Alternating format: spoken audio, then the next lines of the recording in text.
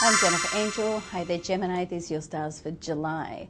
This is such a great time for Geminis, and I have a couple of Gemini friends, so I'm very excited for you all because you have Jupiter in your sign. Now, it's only just moved in last month, and it's there for a 12-month period. I'm sure I probably mentioned this to you last month and the month before, but Jupiter is known as the planet of abundance and expansion, so to have it actually in your sign is a very prosperous time for you.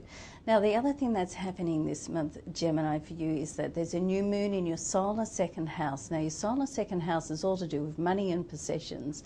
Okay, so this is a good time where opportunities can come in to cross your path, but you want to be able to recognize the opportunity and to pick it up and run with it, because even though the universe may, bring it across your way, head the opportunities your way, you still want to be able to be in charge of what you're doing and take some level of control. Don't rely on fate alone, okay? Now, Venus is also in your sign at the moment. Fortunately, over the last few days from the June the 27th, it turned out of its retrograde and it's now coming direct, so things will start to flow a little more easily for you, not just in the love department, because Venus also represents money, okay? So, but money and love certainly are two big highlights for you this month. Now, Mercury, your ruling planet, goes retrograde on the 15th, okay? Now, you want to be able to just confirm any travel arrangements, particularly short trips or anything to do with family. It also covers media and anything to do with media, like journalism, writing. As a Gemini, I know a lot of you will be working in creative fields that, either in publishing or TV. Anything to do, or just communicating. If you're not working in one of those fields, you're just sending an email or communicating with someone, double check it.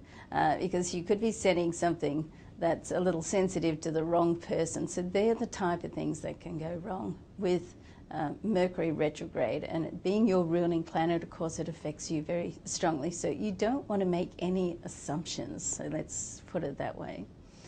Now, let's specifically have a look at your career and money. So we've mentioned the new moon.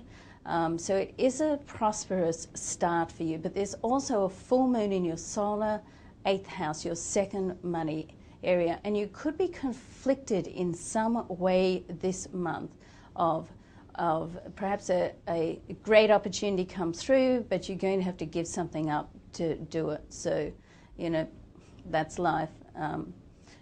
Often we have to give something up just to make the space and the room in our lives to be able to embrace something new in our lives. So keep that in mind. So it looks like there's a decision to be made there. But if you just follow your heart, then you'll make the right decision. So don't worry too much about that. Now, love and romance, of course, Venus in your sign. Now, Mars, which is the duo of the love and romance, yin and the yang, like Venus is the romantic love side, and Mars is like the passionate side. So you put them together and you've got the yin and the yang of love. Now, Venus in your sign, and Mars moves into your solar 5th house, which is a very social area and very creative area. Now, it joins Saturn there as well, and Saturn, amongst other things, is really, in my mind, the planet of permanency. Now, add all this together, you could really meet somebody that's almost like a soulmate, and you'll know if they're a soulmate because you have that like deja vu that you feel like you've known this person before, and it's easy. The communication is easy and it's comfortable, okay? But you don't want to make the same mistakes twice, all right? So I'm only saying this because, even when it is comfortable, sometimes you can feel like you're moving down a similar path as before. Now, keep in mind, firstly, nothing is ever quite exactly the same. But if you are moving down a similar path, you want to just check what's going on here. Do I need to make an adjustment? Is this going to be good for me? Or perhaps I just need to address it within myself and talk to the other person about it. Okay, it's just something to be aware of, let's say, okay? Now, your lucky numbers for the month are 4, 15, 16, and 19. And I've put down your most dynamic day as the 4th of July, dynamic day all round. Okay, now a creative project over this time can start to come through and around early in the month that will also be financially favourable and prosperous for you. So that's good news. Have a great month, Gemini. I'm Jennifer Angel. Thanks for watching.